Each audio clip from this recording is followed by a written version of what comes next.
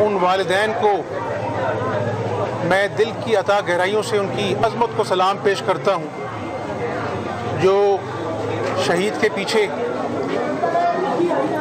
अपने बच्चों को याद करते। ये मुल्क शहदा की कुर्बानियों के नतीजे में बना था और आज मैं ये समझता हूँ एक सियासी वर्कर के नाते कि हमारा मुल्क बहुत नाजुक तरीन मराहिल से गुजर रहा है, जहाँ पर महंगाई, होशरबा महंगाई, बिजली के बिल, गैस के बिल, अशियाए खुर्दोनोश की चीज़ें आसमान से बातें कर रही है।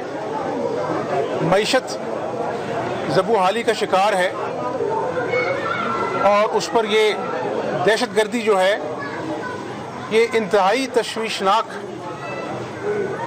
मरहला है पाकिस्तान के लिए। लेकिन पाकिस्तानी कौम ने हमेशा, चाहे वो सैलाब हो, चाहे वो दहशतगर्दी हो, हमने मुकाबला किया है हालात का।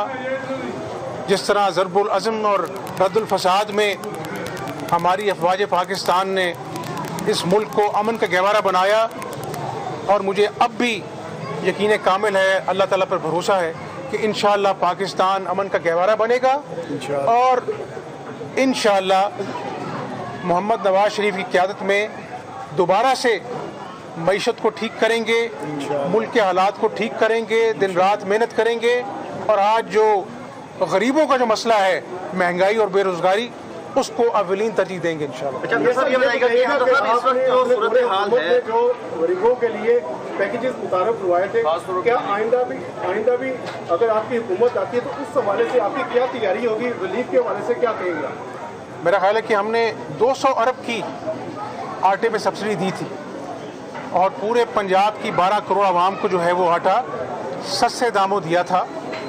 अल्लाह ने हमारी मदद की और आज मैं फिर दोहरा देता हूँ कि 100 यूनिट तक मुफ्त बिजली का पूरा होमवर्क हो गया था। मैंने प्रेस कॉन्फ्रेंस की थी और चंद दिनों में लोगों को हम वो रिलीफ देने जा रहे थे, लेकिन वो पसंद नापसंद की नज़र हो गया, उसको रोक दिया गया।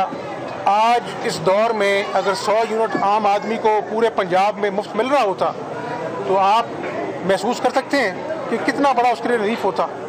इन्होंने कैंसर की दवाइयाँ लोगों पर बंद कर दी मुफ्त।